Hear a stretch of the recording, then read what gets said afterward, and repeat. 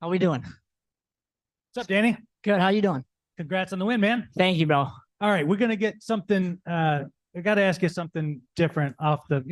We'll talk about the fight in a second. Man, you got a potty mouth on you. Yeah, I've always been this way. That's just how I am. I understand that it turns a lot of sponsorships away. It turns a lot of money away from me. It turns a lot of fans away. But that's just me. I always preach, be yourself, and that's who I am. I'm not going to tone it down. I'm not going to do anything different. That's me. If you don't like it, I don't give a shit. If you like it, go ahead. That's me. So my second question was, I think I know the answer, but what's your favorite swear word? Do you have one? Oh, it's fuck. It's Of by far. course, I yeah. use it every fucking sentence. It's just how I am. Do you really think that turns fans off? Like legit? I mean, I think people tune into a lot of violence and a lot of trash talk like that, but I also know that I have a lot of haters out there. You know, I'm not dumb. I don't really pay attention to all the hate, but I do see it. You know, when I go on social media, I'm just bombarded with about 20 fucking hate things before I get to one positive thing, but I don't give a shit. I love it. And again, that's just who I am. I know a lot of people put on a fake persona and they do all this shit. If anything, it doesn't really help me. I don't get sponsorships because people are always like, oh, we want to sponsor you, but there's kids watching and all that shit. I don't give a fuck. I'm not in this for the money. I'm in there to beat the fuck out of somebody. I am so fucking happy right now that I just got that win. No amount of money or anything can trump my happiness. You were a pretty big, I think the biggest favorite on the card betting wise.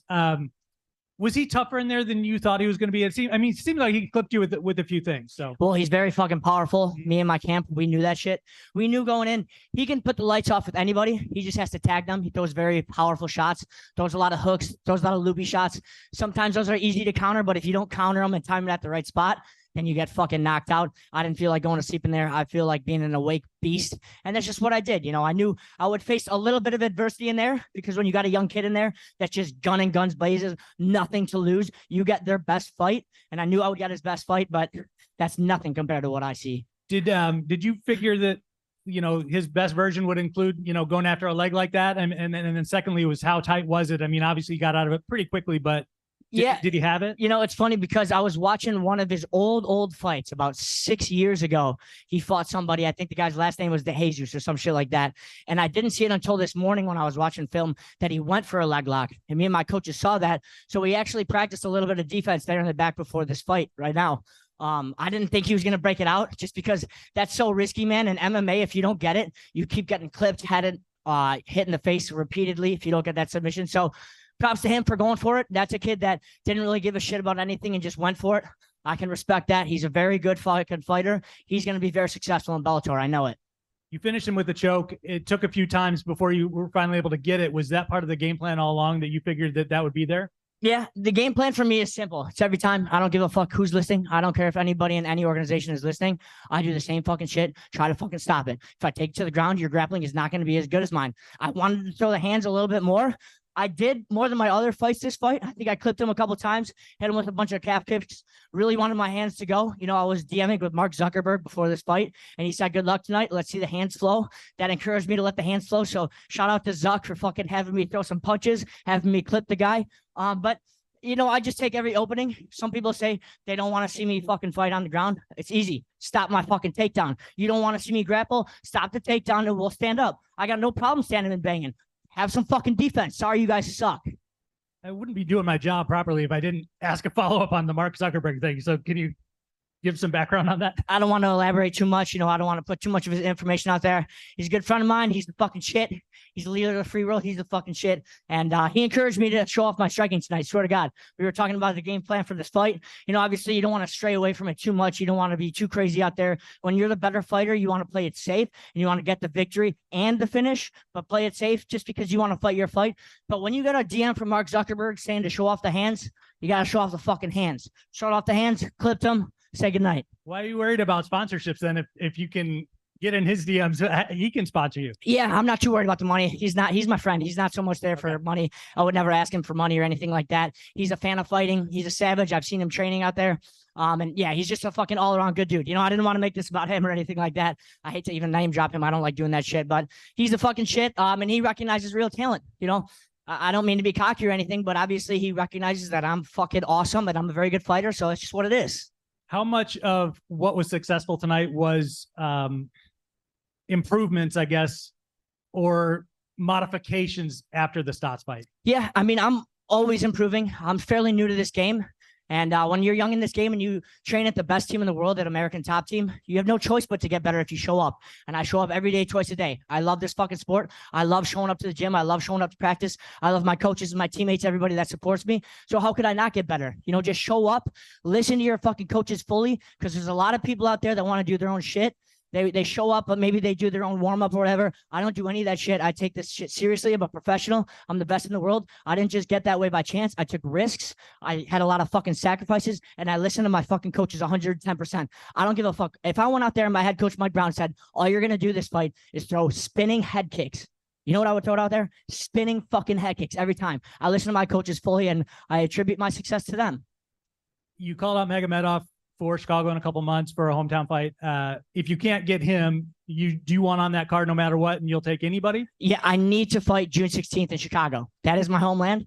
That is my fucking people. That's my family, my friends, my fans.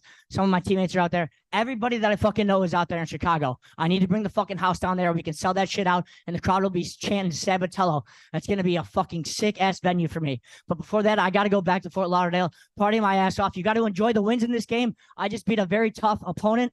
You know, one of my buddies just engaged his fiance in Italy yesterday. I got to go back and celebrate that. I got another boy who just graduated from fire school. He's going to be a fireman. We got a lot of celebrating to do in Fort Lauderdale, but I got about 1 week of fucking partying before I get right back to the best gym in the world, and I train for June 16th. I'm hoping it's Magomedov because he's been running his mouth a little bit of me. I think that's a massive fight. I think that puts me on track for a title fight after that, but give me fucking anybody. I just hope Magomedov, the Russian, is man enough to fight me at my hometown. Hey, Danny, K. Williams for Can Chronicles Media. Congratulations on the win. In the bantamweight division, who do you see that can really compete with your wrestling acumen? In terms of the wrestling, nobody, you know, but this is a crazy game, and it's very fortunate for other people that you can slip on a banana peel, that if you aren't fucking toned in a title fight for 25 straight minutes, you're going to lose. We are at the top of this sport. I'm in Bellator. I'm in the best fucking promotion. So you have to be on your game the entire fight. It's very simple to just lose track of the game plan. I'm a hard guy to fucking beat, not just because of my grappling, but because I'm fucking relentless to it.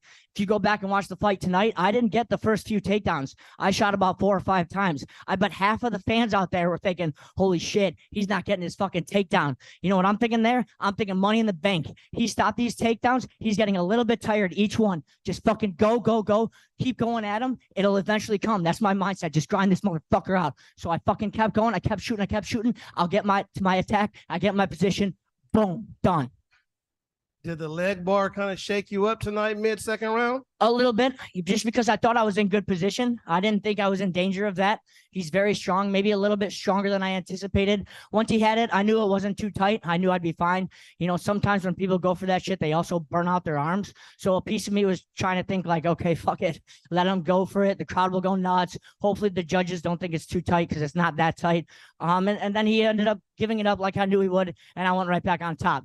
You know, that's a risky position where if you do get it, obviously you can end the fight. You tear someone's fucking leg off. But if you don't get it, man, you're fucking tired because you burned your arms out. And that's what he did. After that, you kind of saw something a little bit changed in him, and he was beginning to give up. That wasn't just because my choke was so tough.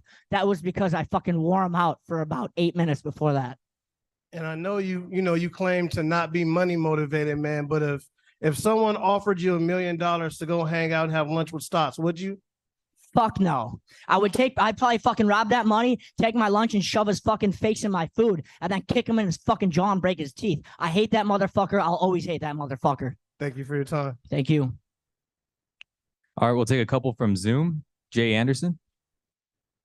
Hey, Danny, congrats on the win tonight. Just a quick one. Your first finish since prior to Bellator since 2020. How does that feel? And is that something that you were focused on tonight? Yeah, absolutely. You know, you're always chasing the finish. I'd be lying if I said in my previous fights I wasn't chasing the finish. I'm always chasing the finish. It's fucking hard. You fight in an organization like Bellator where all it is fucking killers. Man, it's fucking hard to finish these guys. I'm also a guy that has very good conditioning. So in my mind, I wish these fights were 7 rounds long. If these fights were longer than 3 rounds, I'd have all finishes.